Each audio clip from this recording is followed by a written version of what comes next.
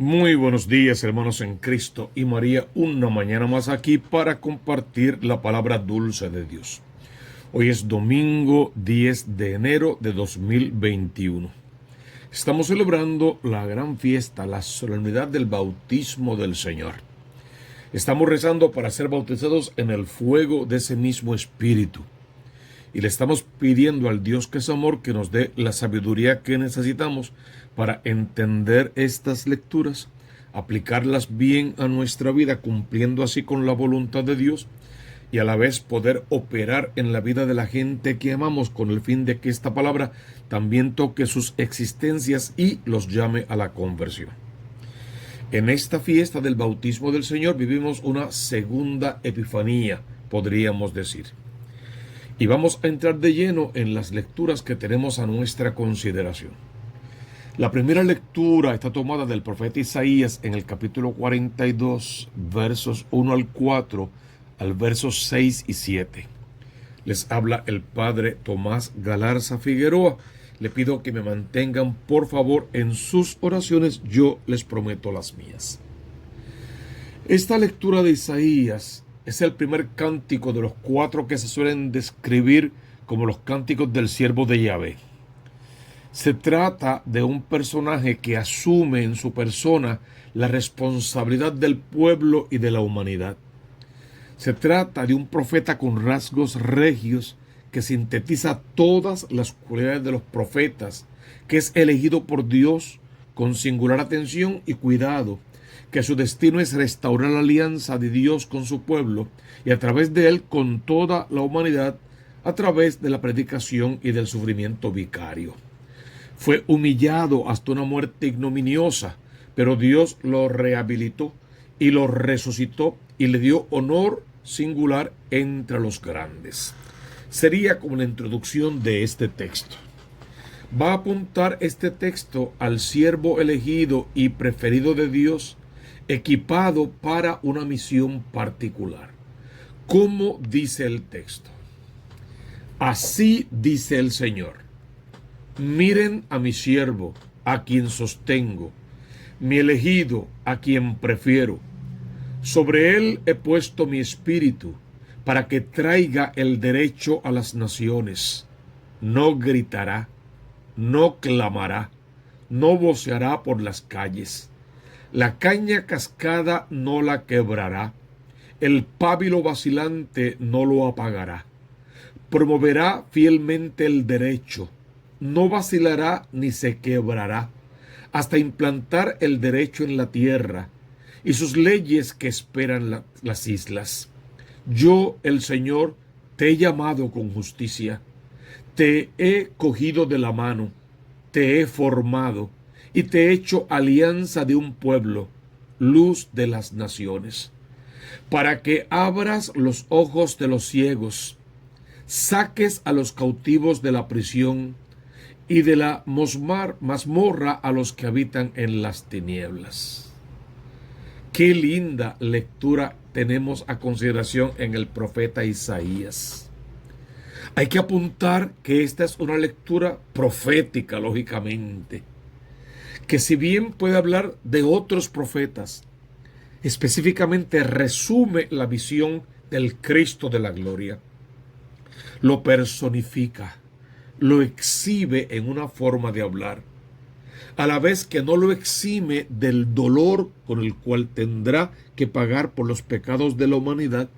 No lo exime de ser el Redentor, o sea, el que derrama su sangre y con su sangre paga por nuestros pecados.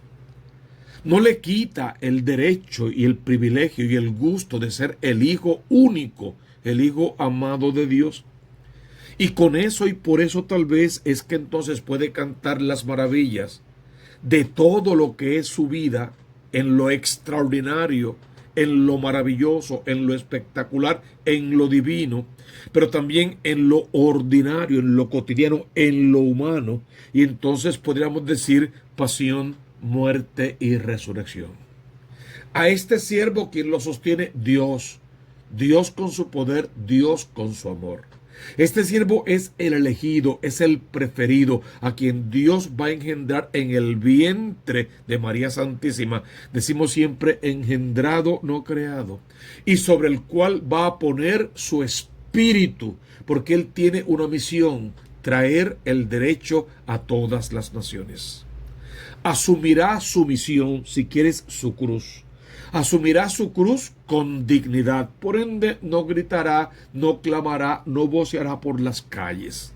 La procesión va por dentro, lo ofrecerá todo con dignidad, y por eso desde el ara de la cruz podrá repetir: perdónales, Señor, porque no saben lo que hacen. Es interesante toda esta lectura con todo lo que encierra dentro de ella.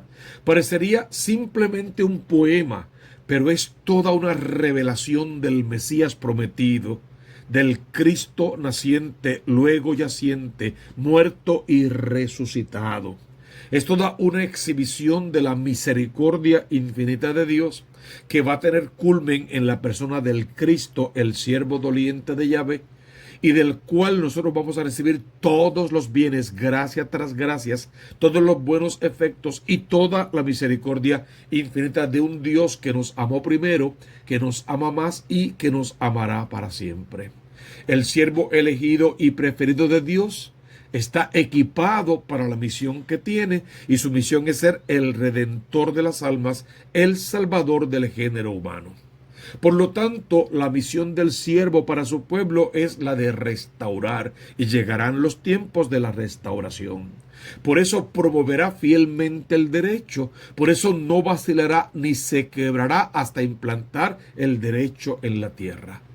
El siervo de Dios es modelo de respeto, de suavidad, de mansedumbre, y realiza de esa manera su misión restauradora con firmeza, sin echar atrás, con todo lo que significa ser Dios y hombre verdadero. A esa primera lectura de hoy le sigue un salmo responsorial que realmente merecería la pena detenerse un segundo. Es el Salmo 28. El Señor bendice a su pueblo con la paz. Siempre que encontramos la palabra paz, recordamos que es esta paz que Dios nos da, que el mundo no puede clamar, no puede acabar, no puede quitar. Por lo tanto, es una aclamación. Así comienza: aclama al Señor tierra entera, sirvan al Señor con alegría, entren en su presencia con vítores. Sepan que el Señor es Dios, que Él nos hizo y somos suyos, su pueblo y ovejas de su rebaño. Entren por sus puertas con acción de gracias, por sus atrios con himnos, dándole gracias y bendiciendo su nombre. El Señor es bueno, su misericordia es eterna, su fidelidad por todas las edades. Qué lindo, qué bien se escucha la palabra de Dios, qué profunda para nuestros corazones. La segunda lectura está tomada de los Hechos de los Apóstoles en el capítulo 10, versos 34 al 38.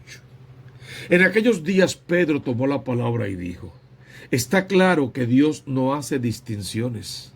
Acepta al que lo teme y practica la justicia, sea de la nación que sea. Envió su palabra a los israelitas, anunciando la paz que traería Jesucristo, el Señor de todos. Conocen lo que sucedió en el país de los judíos, cuando Juan predicaba el bautismo, aunque la cosa empezó en Galilea. Me refiero a Jesús de Nazaret, ungido por Dios con la fuerza del Espíritu Santo, que pasó haciendo el bien y curando a los oprimidos por el diablo, porque Dios estaba con él. Todo esto tiene un marco particular que no podemos pasar por alto.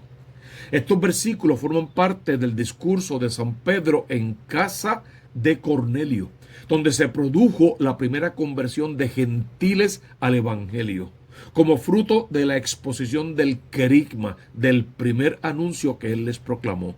La misión de Jesús comenzó por su bautismo en el río Jordán. Es interesante entonces lo que Pedro tiene que apuntar. Sí, el Evangelio era para los israelitas, pero Dios en su infinita misericordia no hace distinciones. Acepta al que le teme, sea o no israelita, esté o no circuncidado, sea o no del pueblo elegido. Basta con abrir el corazón al Redentor, con aceptar a Jesús como el Salvador, con confesar a Jesús con los labios como el Salvador y luego vivir en el corazón toda la doctrina, toda la enseñanza y todos los mandamientos que Jesús a través de su iglesia nos ha ido dejando y enseñando. Por eso este Dios misericordioso envió su palabra, la envió a un pueblo en particular, pero la hizo extensiva a todas las naciones. Y Pedro hace como un memorial, un recordatorio. Ustedes conocen lo que sucedió en el país de los judíos, en todo Israel. ¿Qué pasó allí? Bueno, que Juan, el precursor, el primo de Jesús, vino predicando un evangelio de conversión y vino bautizando en un bautismo penitencial. Aunque en verdad todo esto no comienza con Juan, comienza muchísimo antes. Y si quieres ahora con la persona de Cristo, quien predicó en Galilea, en tierra de paganos. Allí comenzó su predicación, allí comenzó sus signos, allí hizo sus primeros milagros. Me refiero a Jesús de Nazaret. ¿Qué tenía de especial Jesús de Nazaret? Que era el ungido por Dios, el Cristo. Y estaba ungido con la fuerza del Espíritu. No en balde Juan va a decirnos: yo les bautizo con agua, vendrá otro que les bautizará en el fuego del Espíritu. Pues Pedro está haciendo referencia a Jesús, al Salvador, al Redentor, al que viene con la fuerza del Espíritu y al que tiene una característica principal en su haber y en su hacer que tú y yo tenemos que imitar todos los días. Pasó por el mundo siempre haciendo el bien. Pasó por el mundo protegiéndonos del demonio con todas sus acechanzas. Y pudo hacer todo eso porque Dios estaba con él. Si quieres, porque él era Dios. Y nos invita ahora a participar de esa misma divinidad. Fíjate, corto, breve, preciso, cómo es el Evangelio según San Marcos.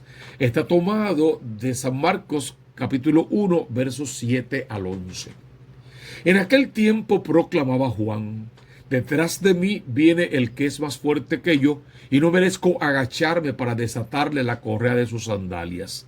Yo les bautizo con agua, pero él les bautizará con Espíritu Santo. Y sucedió que por aquellos días llegó Jesús desde Nazaret a Galilea y fue bautizado por Juan en el río Jordán. Apenas salió del agua, vio rasgarse los cielos y el Espíritu que bajaba hacia él como una paloma. Se oyó una voz del cielo: tú eres mi Hijo amado, en ti me complazco. Decimos palabra de Dios, te alabamos, Señor. Fíjate qué interesante es según San Marcos. Marcos no va a narrarnos la infancia de Jesús en ninguno de sus aspectos. Básicamente está comenzando por el bautismo del Señor y lo hace de una forma extraordinariamente escueta, resumida, casi no nos da detalles y está bien. Marcos quiere poner el acento en el quehacer, en lo que tú y yo tenemos que imitar y en cómo debe ser el resto de nuestra vida desde el bautismo del Señor. Empieza Juan proclamando con poder. ¿Qué proclama Juan según San Marcos? Que detrás de mí viene el que es más fuerte que yo y no merezco agacharme para desatarle la correa de sus sandalias. Claro, hay que apuntar que viene detrás de Juan, pero que Juan sabe que existía antes que él y de hecho lo expresó en otros evangelios, porque él existía desde la eternidad y desde la eternidad es primero a todo y a todos. Sin embargo, irrumpe en la historia del género humano, se hace hombre como nosotros y como hombre en la historia viene meses después de Juan. Juan nace primero y luego nace Jesús como a los 6 meses aproximadamente. Detrás de mí viene el que es más fuerte que yo. Fuerte, pon ahí la palabra que tú quieras, más grande. En realidad lo que Juan quiere decir es: viene el que es Dios, el que es veraz, el que no tuvo principio y no va a tener fin. Viene el Redentor, el que va a derramar su sangre por nosotros. Viene el Salvador, viene el Cristo de la gloria. Tan grande es, tan fuerte es, tan superior a mí es, que yo ni siquiera soy digno de ser su esclavo. No debo ni siquiera hacerle servicios de esclavitud. No debo ni siquiera agacharme frente a él para desatarle la correa de sus sandalias y lavarle sus pies, que era servicio de esclavitud. Ni a eso tendría derecho yo, aunque es mi primo, aunque soy su precursor, todo lo que tú quieras. Pero en comparación, por él ser el Dios de Israel, no tengo derecho ni siquiera a eso. Tanto así que yo tengo un rito y los bautizo con agua, un bautismo de penitencia si quieres. Pero él vendrá y les bautizará con Espíritu Santo, con la verdadera vida, con el soplo de la vida eterna. Todo eso en esa frase Juan lo deja muy claro para que se entienda quién es Juan como el bautista, como el precursor, como el primo, como el profeta, y quién es Jesús como el verdadero Dios de Israel, el Mesías prometido. Y luego añade el evangelista: y sucedió que por aquellos días llegó Jesús desde Nazaret de Galilea y fue bautizado por Juan en el Jordán. Para que quede claro que el evento sucedió, que es histórico realmente, que había testigos de ese bautismo y que se narra por todas partes la idea. Y el evento de la epifanía, de la manifestación, porque dijimos que esta es la segunda epifanía. La primera fuera de los magos, esta es la del bautismo y habrá otra, que es la de la transfiguración. Pues en esta epifanía, apenas salió del agua, entiéndase, salió Jesús del agua, vio rasgarse los cielos. Juan vio que los cielos se rasgaron, los cielos se abrieron, igual como se rasgó o se va a rasgar la cortina del templo en el Viernes Santo. Es la misma idea, es conectando el bautismo con la pasión y muerte de nuestro Salvador, porque justamente es el inicio de su vida pública, por lo tanto el inicio del camino a la subida de Jerusalén. Por lo tanto, allí mismo en el bautismo comienza su pasión, allí lo espera su muerte y allí seremos testigos de su triunfante resurrección. Jesús sale del agua y Juan ve cómo los cielos se rasgan. Y al rasgarse los cielos, el Espíritu baja hacia él. ¿Hacia quién? Hacia Jesús. ¿Cómo baja? En forma de paloma, para que pueda ser visto. No es que el Espíritu Santo de Dios sea una paloma, es la figura que vamos a utilizar para expresar esa emoción, ese sentimiento, ese episodio, esa historia de salvación. Bajó como una paloma. Y al bajar de esa manera, una voz del cielo, entiéndase, es la voz del Padre Dios. Tú eres mi hijo, en ti me complazco. La pregunta primera que tenemos que hacernos es: ¿quién bautizó a Jesús? Y debe entenderse, Juan Bautista no tiene categoría para bautizar al autor del bautismo. Juan solamente llevó a efecto un rito, nada más. Pero bautizar, lo que se llama bautizar a Jesús, eso lo hizo la Santísima Trinidad en pleno. El Padre Dios en la voz que decía: este es mi Hijo amado, en ti me complazco.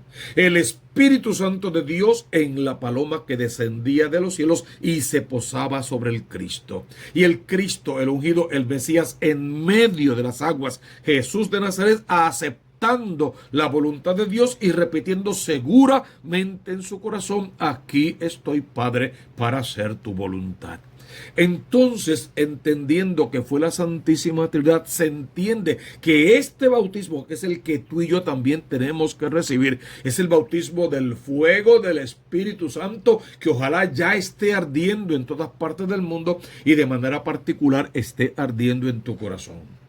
Hay preguntas que deberíamos hacernos. Por ejemplo, ¿por qué si Jesús no tenía pecado, igual a nosotros en todo, menos en el pecado?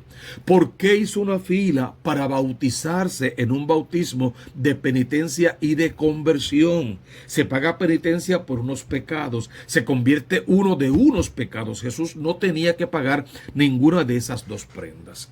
Entonces podríamos explicarlo de mil maneras. Esta es con la que nos vamos a quedar en este momento. Jesús no entra a las aguas del río Jordán para dejar allí sus pecados como hacían todos los demás, porque el pecado no tenía. Tampoco entra a las aguas del río Jordán para purificarse o para pagar penitencia no tenía que hacer eso. Pero espiritualmente hablando, Jesús entra en las aguas del río para recoger los pecados de la humanidad, para tirarlos sobre sus hombros con todo y cruz, y para empezar desde ese momento a arrastrar su cruz camino del Calvario, porque el peso mayor de la cruz de Jesús no era el madero, sino todos los pecados de la humanidad, por lo tanto tus pecados y los míos. Entonces entró allí para recoger tus pecados y mis pecados y cargarlos sobre sus espaldas, sobre la cruz, como cordero manso llevado al matadero.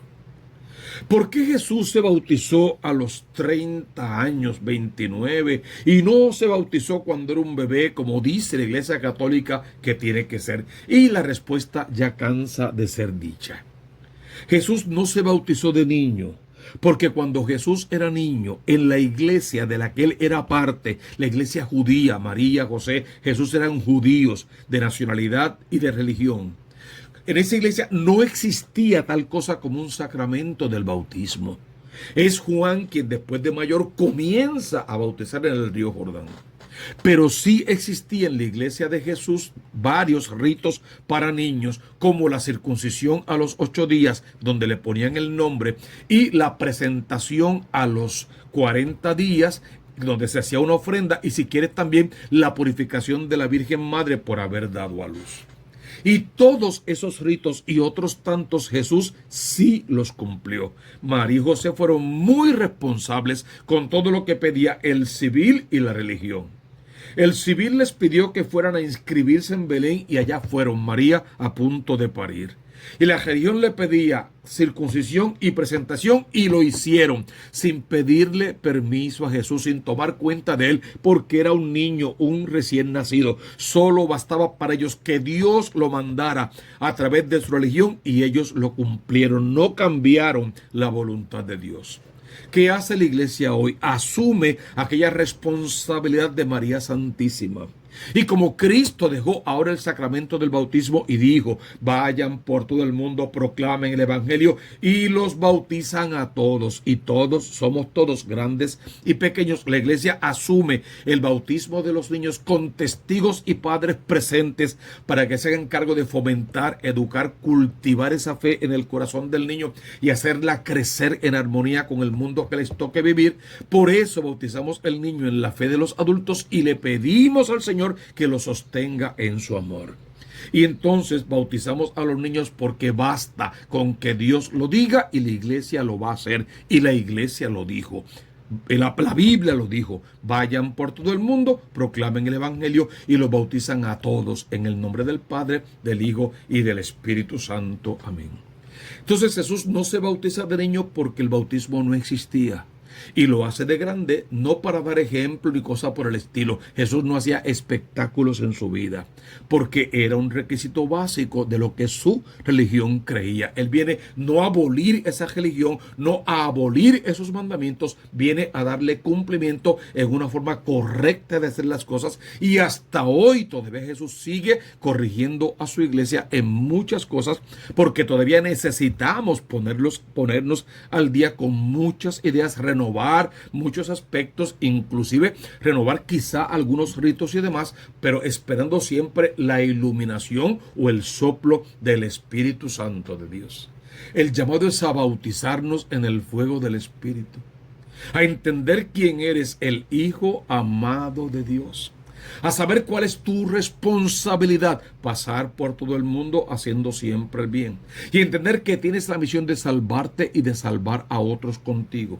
Y conociendo la palabra de Dios y viviendo como Dios manda y dando un buen testimonio, ayudar a que este mundo sea mejor, a que valga la pena vivir en él, a que la iglesia recupere su dignidad de iglesia, a que podamos purificar el sacerdocio, los ritos, si quieres la vida sacramental y todo lo que haga falta para que la iglesia vuelva a brillar con la luz de Cristo. Podamos pasar esta crisis como tantas otras crisis históricas la iglesia ha pasado y siempre ha superado, porque Dios está con ella, porque Dios la sostiene en sus manos y porque si quieres utiliza estos momentos históricos para purificar su palabra y hacerla renacer, y siempre que la iglesia sucumbe y renace con más fuerza y con más poder, y seguro eso es lo que va a suceder. Nos abandonamos al amor de Dios, rezamos por los indiferentes, Rezamos por los ateos, rezamos por los libres pensadores, por los gnósticos y por cualquiera otro que esté en su mente con cualquier otra idea diferente al evangelio que ya se les predicó. Y le pedimos al Señor que los toque con su poder y con sabiduría para que encuentren el camino de vuelta a la casa de papá, de vuelta a la iglesia. Vean el valor de bautizarse y de un Cristo Jesús que quiere habitar en sus corazones para que puedan discernir y saber y diferenciar el bien del mal, elegir siempre el bien, acabar ya de una vez con el mal y de esa manera entregarle a nuestros hijos y nietos un mundo mejor en el que puedan vivir, a la vez que le queremos entregar al mundo hijos y nietos mejor educados, más cerca de Dios, para que todos puedan en paz vivir en la paz que Dios da y que el mundo no puede quitar. Que este domingo del bautismo del Señor podamos ser asperjados con el agua que brotó del costado de Cristo y podamos ser lavados en la sangre preciosa del cáliz que juntos vamos a compartir. No olvides la consigna: busca primero el reino de Dios con su justicia y todo lo demás vendrá por añadidura.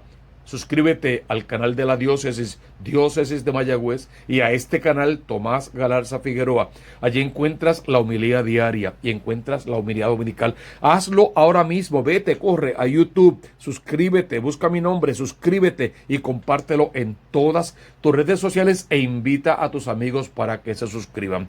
Dejas tus comentarios, dejas tus sugerencias y dejas tus intenciones para la misa y las llevamos a la misa en una intención especial. La bendición del cielo venga con poder sobre ti, en el nombre del Padre, y del Hijo, y del Espíritu Santo. Amén, amén y amén.